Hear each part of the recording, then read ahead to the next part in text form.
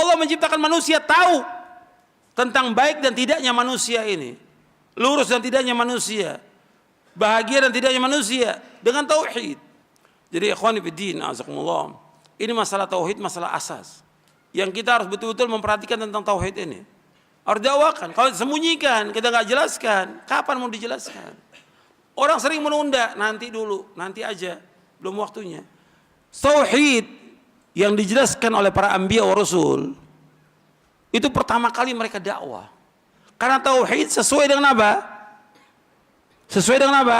Fitrah manusia.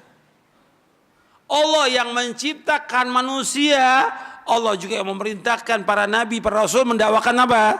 Tauhid. Allah menciptakan manusia tahu tentang baik dan tidaknya manusia ini, lurus dan tidaknya manusia, bahagia dan tidaknya manusia dengan tauhid. Makanya semua nabi manhajnya jelas. Nah, banyak para dai yang tidak punya manhaj, yang tidak tahu manhaj.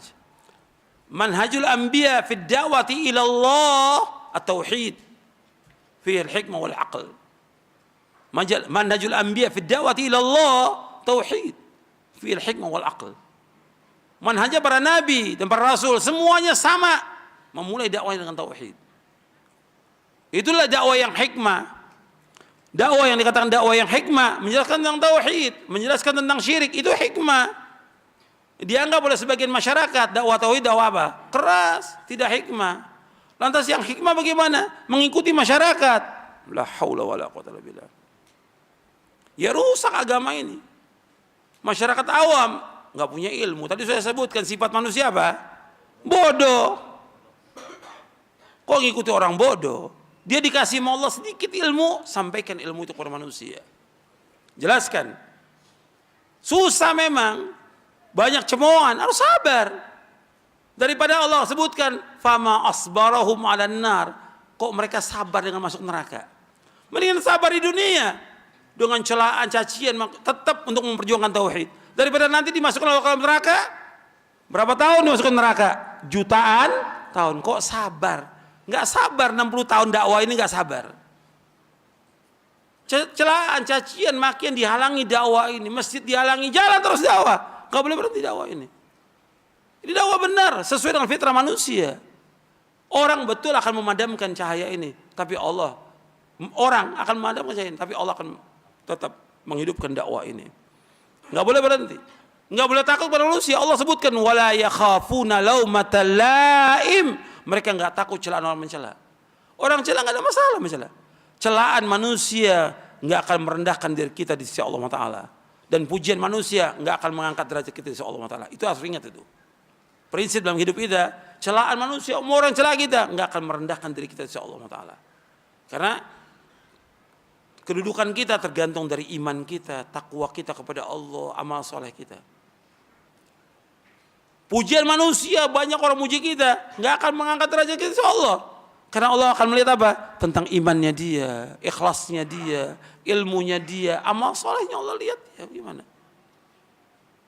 Bukan pujian manusia. Tapi dakwah ini harus jalan. Makanya antum lihat, para nabi dan para rasul dipuji atau dicela oleh umatnya? Dicela. Kita nggak mengharapkan celaan manusia. Tapi kita tetap wajib mendakwakan dakwah ini. Kita ingin cari redhonya siapa? Allah, bukan redhonya manusia. Nabi Muhammad SAW ketika Nabi belum mendakwakan dakwah tauhid, dipuji nggak Nabi? Dipuji, disanjung. Tapi ketika Nabi mendakwakan dakwah tauhid, dicela Nabi, dihina, diejek, dilecehkan, dilempari dengan batu, sahabatnya disiksa, sampai ada di antara mereka yang dibunuh. Kenapa? Tauhid. Bukan mempertahankan segala macam, bukan. Bukan mempertahankan partai, bukan. Bukan mempertahankan ormas, bukan. Bukan mempertahankan suku, bukan. Tapi mempertahankan dakwah yang hak ini. Untuk membela agama ini. Sampai mereka apa? Disiksa oleh orang-orang kafir. Nggak ada yang lain. Mereka bukan mencari dunia, yang mereka cari akhirat. Maka antum lihat, orang yang didakwakan Nabi pertama kali tentang tauhid, kuat imannya. Antum lihat pertama kali, ada orang yang dia masuk Islam. Apa gimana? Enggak seperti sekarang orang puluhan tahun Islam tapi takut dalam mendakwakan dakwah tauhid. Ini ada orang yang baru masuk Islam, sudah ikut jihad. Sampai kata, ya Rasulullah, saya ini masuk Islam dulu atau jihad? Masuk Islam dulu. Kemudian masuk Islam jihad ya bersama Nabi SAW. Jihad, kemudian ditaklukkan satu benteng dari orang-orang Yahudi, kemudian dibagi dia. Dibagi apa? Ghanimah. Ketika dia terima ghanimah, bukan ini yang saya harapkan. Ini orang pertama kali baru masuk Islam. Bukan ini yang saya harapkan. Yang saya harapkan saya dipanah di sini, kemudian saya syahid, saya masuk surga. Tahu tujuan hidupnya itu, baru masuk Islam. Orang Islam yang sekian lama nggak tahu tujuan hidupnya kemana. Orang Islam harus tahu bahwa tujuan hidupnya jannah, sorga yang dia tuju. Makanya dia terus maju lagi, karena kata Nabi, mudah-mudahan benar apa yang dia ucapkan. Maju lagi ke medan perang, betul terpanah di sini syahid. Aku akan jadi saksi di hari kiamat, kata Nabi SAW. Dia beramal sedikit, tapi paham dia tentang tauhid. Yang mendorong dia untuk mati syahid, iman dia kepada Allah Taala. Dan iman dia bahwa sesudah dunia ini ada yaumul akhir, ada sorga, ada neraka. Yang diharapkan sorga.